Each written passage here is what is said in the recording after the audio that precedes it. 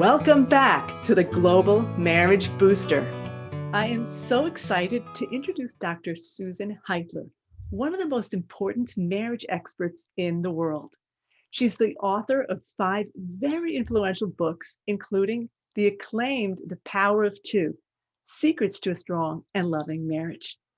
She's also a major blogger for psychologytoday.com. Her posts have had over 23 million reads. In addition, Dr. Heitler also teaches her amazing skills via an interactive website, poweroftwomarriage.com. Dr. Heitler, welcome, and thank you so much for being here.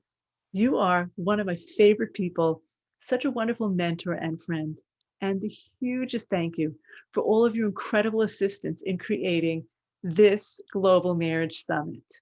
It is absolutely my pleasure. Dr. Heitler, you are a world expert on conflict resolution. Can you sum up? I know it's a huge topic, but can you sum up in one capsule, what are the keys for conflict resolution so that our couples can really apply this to their marriages? Okay, conflict is a word for when two people have different viewpoints. One wants one thing, one wants something else. I want to turn up the heat, you want to keep it cool. Something as simple as that, or something much more major. In any case, it's a conflict whenever there's something different. Now, actually, you could label that just a bump or problem on the road of life. We call it conflict when, in addition to there being differences, there's negative energy, there's irritation, there's anger, or God forbid, there's fighting. But essentially, a problem and conflict are both the same word. So step one, when there's a conflict, is to recognize it. Interestingly, we become sometimes so used to conflict that we don't pause and say, oh, wait, there's a conflict. We need to do that in order to use the conflict resolution skills. So step number 1 of 3 steps is recognize when there's something I want and something you want and they differ. Nice. Would be when I have an opinion, a view of what's going on, whether it's politically or within the family or whatever, and you have a different view. Oh, rather than either a tug of war or a battle, let's just recognize, oh, this is one of those bumps, conflicts. Step number 2, instead of arguing about, look, I want to turn the heat up. No, I want to keep it low. Those are both plans of action. Drop down instead to the underlying concerns. So my underlying concern might be, I'm beginning to get a kind of a scratchy throat, and I'm wondering if it's because I'm a little chilled. Now, my partner's concerns might be, you know, I've been feeling warm all day. I don't know quite why. I just feel really warm. Once we understand the underlying concerns, then you can come out with step 3, which is the solution. Now, when a couple is looking for solutions, it's important that I share what I could do toward the problem and that my partner shares what he can do toward the problem. So I might say, you know what, I'm going to go get a sweater and maybe even my jacket. Then I don't have to turn up the heat in the whole room. My husband could say, you know, I love this sweater I'm wearing, and at the same time, I don't have to keep it on in the house. So I'll take my sweater off. You'll put a sweater on, and we can leave the heat as it is, because it may turn out that another concern was when we have the heat on, the house gets very dry, or when we have the heat on a lot, it gets really expensive. Whatever the underlying concerns are, we're each looking for what we can do to solve that problem. Great. That is so clear. Now, my question is, and I'm sure a question for many of us, let's say, each one could take a step towards the other. What if you're dealing with a conflict where you recognize there's a conflict, the other person doesn't even recognize there's a conflict, or they don't care about it and they're not interested in working on it? So what about that? Okay, so what's critical there is how you raise the issue and how you address it. If you raise it in a way that sounds like, you know, you always keep the heat too low. You're always turning it down. The use, the attacks, the criticism, game's over. He's not going to be very interested, or she, if he's the one raising it. If instead you raise it by talking about yourself, the rule is you talk about yourself or you ask about the other.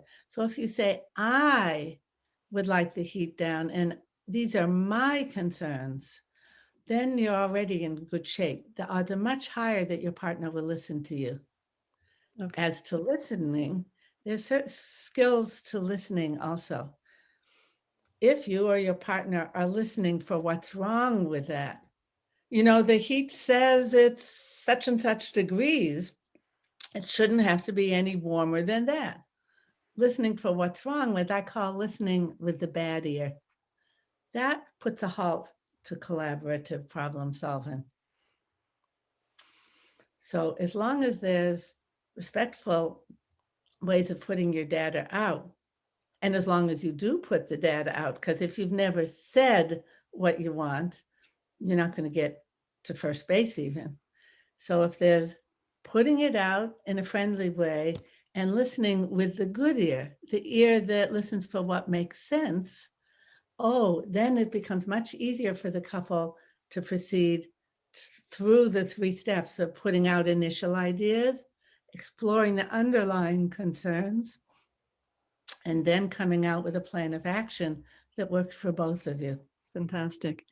So I'm wondering if during Corona, during lockdown, what kind of things have you been seeing? Have you been hearing in your practice?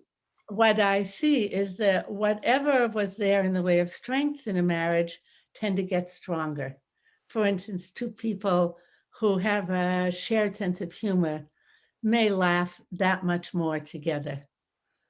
At the same time, whatever was there in a negative way, for instance, not listening very well or quickness to anger, will tend to happen more and more. Just more time together, and most importantly, more decisions to make, because this is a different way of life from the way we all had with normal going in and going out in the world. Right. Now, let's talk about anger for a few minutes, because Very important, very important. all right. So for those of us who do get angry and those of us who think we don't, what are your tips? Number one, the feeling of anger is one you can treasure. It's very important. What does anger tell you? It's a message. It tells you either you're getting something you don't want or you're not getting something that you do want. I'll say it again. Anger is a flag that says you're getting something you don't want, or you're not getting something you do want. So take your anger seriously in that regard. Once you've heard the message attached to the anger, calm down. You can think of anger as being like a stop sign. It says, what does a stop sign say? It says, stop, look, and listen, right? It does not say, pick me up and clobber the other person. So stop, look, and listen for what the problem is. And then calm down so you can discuss the problem in a mutually respectful, skillful, constructive way. Great. So that is extremely, extremely helpful. And boy, anger, whether it's full blown or if it's just on a low flame, it's just, we're human, it's going to come up. It takes a certain skill to recognize, oof, I'm getting irritated. For some people, the pop-off, the explosions, the geyser of anger happens very quickly. Even if it goes on a slow burn and then gradually goes up, it's critical to recognize anger in the early stages. In that sense, anger is a little like a migraine. If you catch it early, you can take your medication and you'll be fine. If you let it grow, much more difficult to stop it. So what can you do when you notice early? Often, and particularly for anybody who tends to get higher levels of intensity of anger. It's very important that not only you pause, stop, look, and listen. Anger is a stop sign. Also, that you step back. So stepping back can take a number of forms. Stepping back can mean you just change the topic. Oh, by the way, did you realize that we're having meatloaf for dinner? Whatever comes to mind. Just change the topic in order to calm down for a bit. That's one way to step back. Literally step back, get your act together, calm down, take a breath, and then continue talking. And for people who go into higher intensity anger, just walk into the other room. I call these walkaways. Now that is a technique that you have to develop with your partner. Why? If you just walk away when you're beginning to get irritated and they don't know that that's going to be a routine that's intended to be helpful, they may interpret your walking away as not being interested in what they just said. For that reason, make your walkaways mutual. Practice it like a dance that, oh, I'm going to walk into the kitchen. And where do you want to walk to? Oh, I'll walk to the bedroom.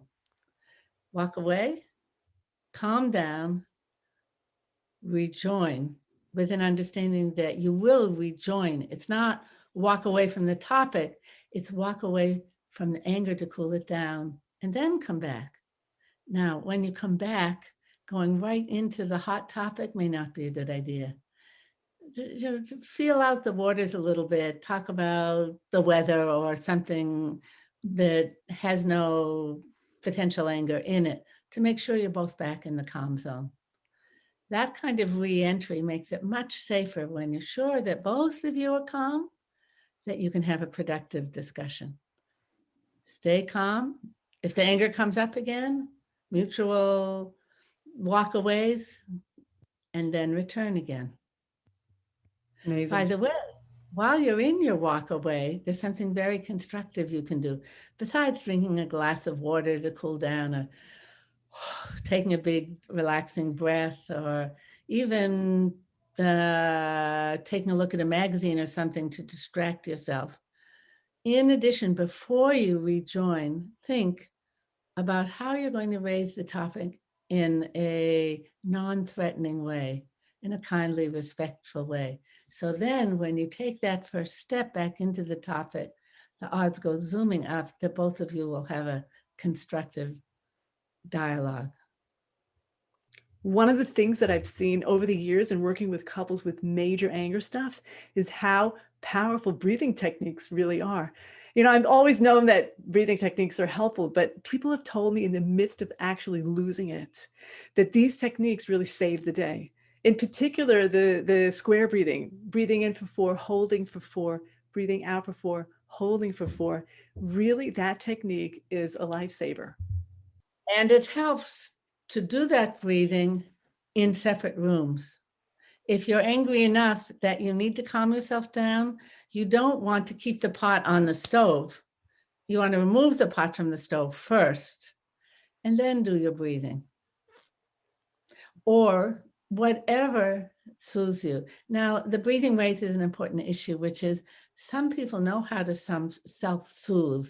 So they get in a separate room and they can calm down quite quickly. Other people make mistakes that keep the anger going.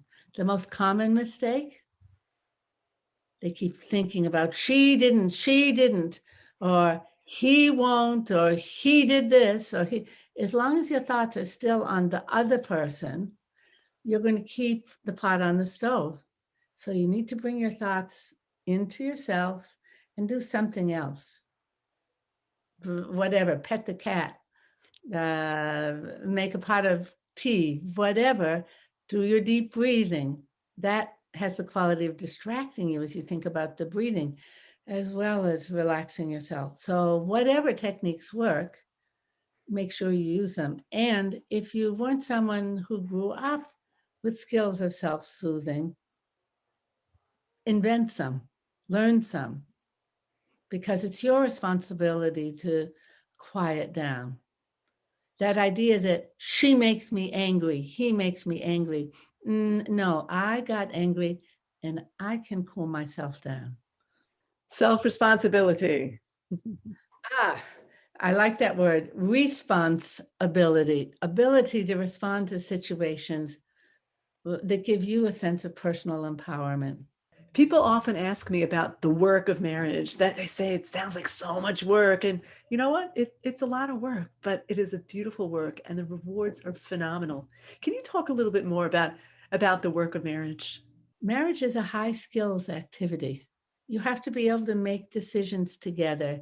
You have to be able to be considerate of each other, as well as able to enjoy each other. I mentioned earlier conflict resolution skills, talking skills, listening skills, emotional self-regulation skills. Those are skills. So many activities, when you have the skills, become much more fun. Think about if you don't know how to throw and catch a football, it's no fun to be out there on the playing field. You're just going to get knocked over and people are going to be annoyed at you because you keep dropping the ball. Learn the skills, and then it becomes much more fun and safer and more gratifying. There's not that many skills to being a good marital partner. At the same time, marriage is a relatively high skills activity. Learn them. That's why I write these books like The Power of Two and made the website poweroftwomarriage.com. And I even have a free podcast, Conflict Resolution for Couples. That's on my therapyhelp.com website. I try to make a lot of material so people who want to do self-help can learn these skills. That's amazing. And we'll be putting all of this stuff out there as people can get your links Great. and everything. Because Great. whoever signed up for this program is very serious about taking their marriages to the next level. So this is so helpful. Excellent, excellent, excellent. Yeah. Okay, so Dr. Heitler, tell us, what are three absolutely vital things that every married person needs to know?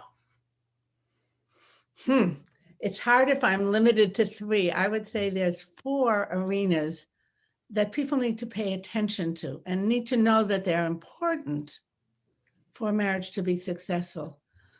Number one, positivity, giving lots of positive vibes, smiles, appreciation, enthusiasm, anything positive to your partner keeps the whole project going in a good way. Second, when there are disagreements, couples need to know how to resolve their conflicts in a collaborative way. Third, they need to be able to say what's on their mind, to say what they want, and to listen. We call those two communication skills. They need to be able to do these in a way that's not provocative, but rather keeps the dialogue flowing smoothly. And then fourth, emotional self-regulation. That means when you begin to feel irritated, instead of just popping up, popping off, getting more and more angry, you calm down, maybe you step back a little and then calm down, because healthy dialogue only occurs for the most part when both people are in the calm zone. Okay, so hopefully we're in the last stretch of lockdown. How do you suggest that couples use this precious time now in order to prepare for the transition? Because transitions are always challenging in and of themselves. Let's go back to those four skill sets that I mentioned earlier.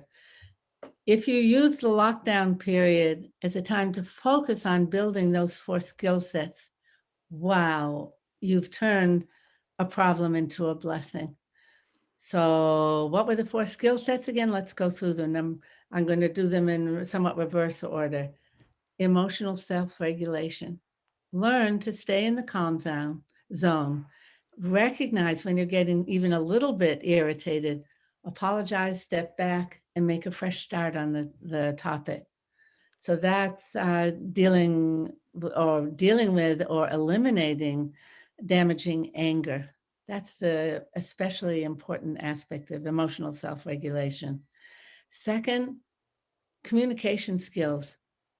Learn, practice, read about, and do new ways of saying what you want that are much more positive and less potentially damaging. In short, anything like blame, criticism, complaints send out negative energy and are problematic. Switch those to requests, suggestions. I would like to, my concerns are. Those are positive ways of expressing what's on your mind. Those are 2 sentence starters that are especially good. My concern is, I would like to. Here's another good sentence starter. When you XYZ, and now the emphasis is on I felt a little upset. I felt criticized. I felt I would like to, and you move right into I would like to, and my concern is.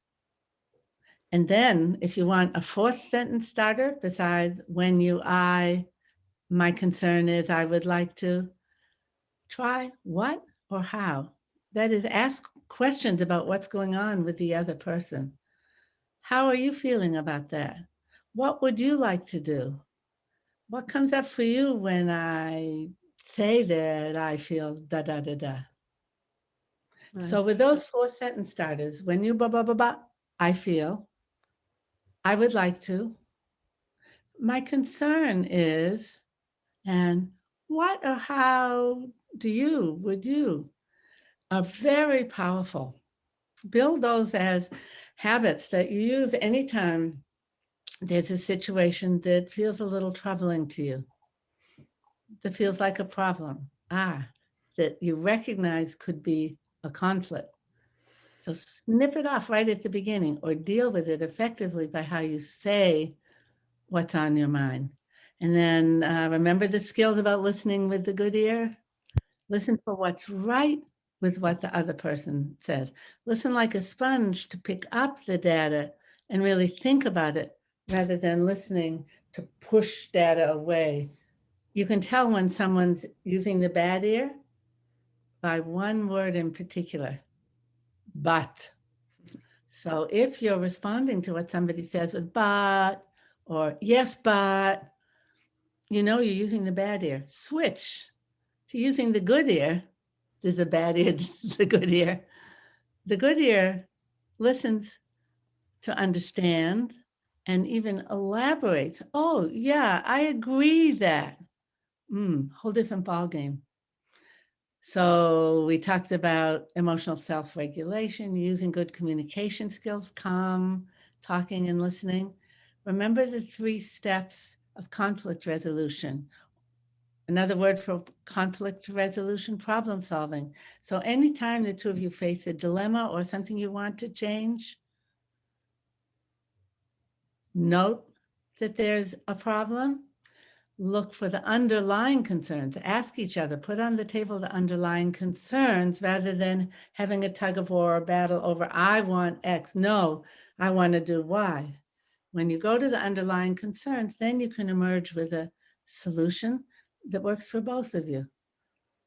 And then 4th and foremost, up the level of positivity that you're giving off. Affection, appreciation, agreement, the 3 A's.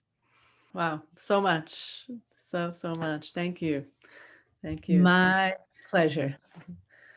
As we know, the word but is really a communication stopper, a connection stopper, and the magic word, right?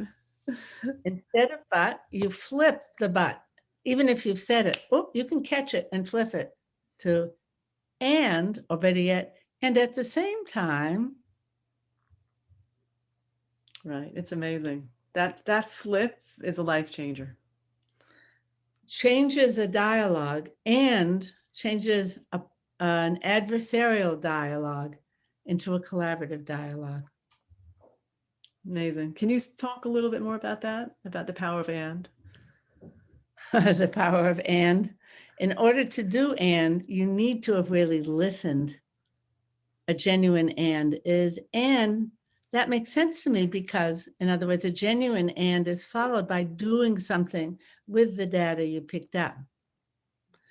Then when you add, and the way I see it, or my concern is, or I would like to, remember those sentence starters?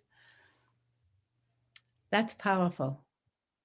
Then the dialogue becomes what I call additive dialogue, like when you put one foot in front of the other, as opposed to just back and forth like windshield wipers or a tug of war or a battle. Okay, so you have put in like 50 years as a therapist, and Oh, don't rush me, only 45. so you put in 45 years Thank you very much. as a therapist. So what have you learned over the years that you think would be most helpful to our listeners? If you can, again, sum it up. I would say skills. There's not that many skills. You're not becoming a concert violinist. You're not becoming a NFL football player. You do need to, though, become knowledgeable about the skills for the job of spouse. And these are mostly the talking and listening, the conflict resolution, the positivity, and emotional self-regulation. I'm saying these over and over again in part to help you see it's not that much. There's 4 key skill sets, and they make a huge difference. Great, great. So helpful. Woohoo. Right. Okay, so is there anything else that you want to say to our listeners to give them hope, to give them guidance before we say goodbye? Sure. You're not going to get it perfectly. Sometimes you're going to blow it.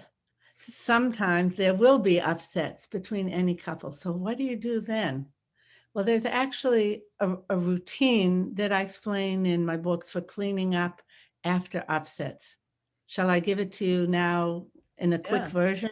yeah. Let's get it.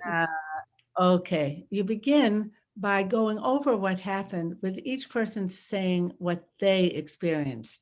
Nobody says you did this. You just share what you experienced. I felt really small and like I was unimportant when I asked to turn the heat down, and you so brusquely said, "No, it's too hot in here." So the when you lets you pin the moment on that the feeling came up. And the bulk of what you're talking about is you. I felt. And then he might say, I had no idea that that was so important to you, or whatever he says. He's talking about him and you're talking about you. So once you've seen what went on, it doesn't have to be long. The next step is like a puzzle. Find the miss. There's no blaming. There's just finding the miss, the mistake, the misunderstanding, the misperception, the miscommunication.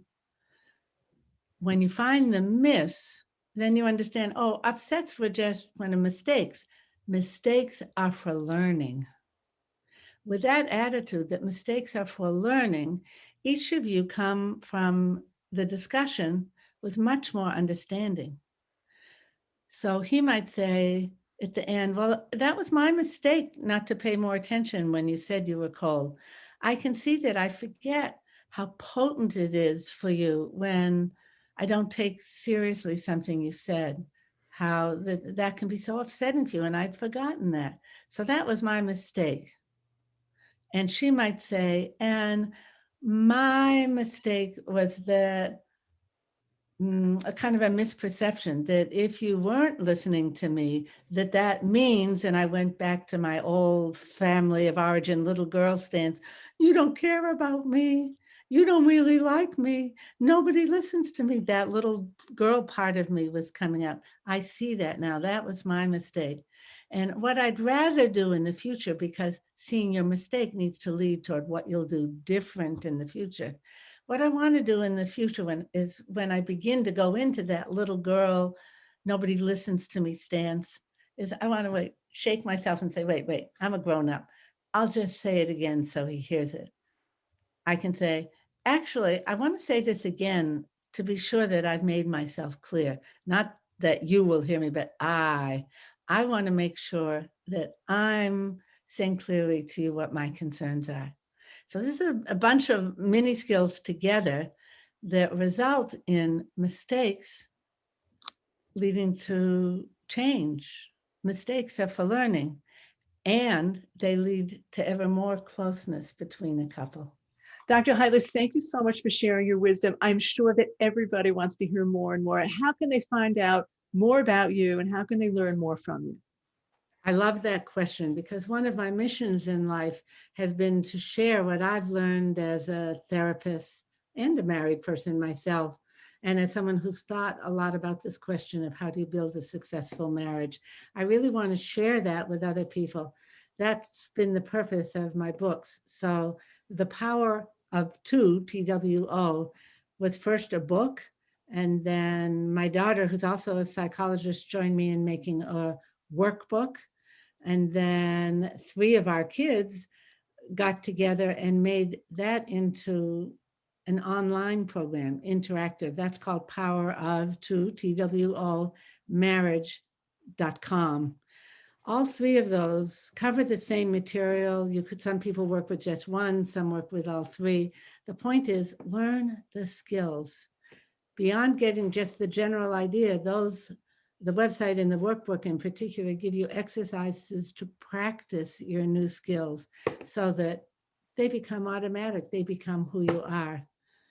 Wow. That makes just a world of difference, even if just one of you in the marriage has those skills, and that much more when you both have the skills. And really, if we're going to say a couple of words about the power of one, also for the power of two, if one person does your course, what are your insights about the power of one person to create change in a marriage? Absolutely. I realized at some point another meaning of the power of two is the power of the second person. If one person gets off track, the critical point is, how is the second person then going to respond? If you start criticizing them for going off track, then you've got a double loss. If they're getting irritated and it's beginning to build to anger and you get angry back, you've lost. If the second person, however, has the skill set and has prearranged with the first person that I'm going to walk into the other room, I'm not going to ask your permission, I'm not going to tell you to do anything, I'm just going to stand up, gracefully go into the other room so that I don't catch fire with you. And then I'm going to come back. I'm not leaving you. I'm not walking out on you. I'm just giving myself and hopefully both of us a chance to calm down. And then I'd love to talk this over more with you in a constructive way. So that's an example of the power that the second person has, even if they're the only one in the relationship who studied the skill set. Such power they have to make the marriage comfortable, loving, long-lasting, and so meaningful for both of you. Wow. Okay. So this is so helpful. All of your tools, your ideas, so practical. And thank you. And again, thank you for not only spending this time with us today, but for all that you have done to help get this global marriage summit off the ground. I really, really appreciate it. It's absolutely my pleasure. What a wonderful gift you're giving to have arranged all of this. Well, it's an opportunity to reach out, and we're all sitting home, right? We still have some time, right? So I said, as marriage therapists, right, before Corona, we were all concerned about, how do we get our couples to spend time together? And then Corona hit and everyone's like, too much time. So before everyone gets out there again and we get stuck not having time for each other, let's prevent that. Let's prevent it by creating more closeness so that we come out of this pandemic stronger, with better marriages, with better habits, and really, really, right, the sky is not even the limit. Bravo. Thank you. Thank you so much. You're welcome.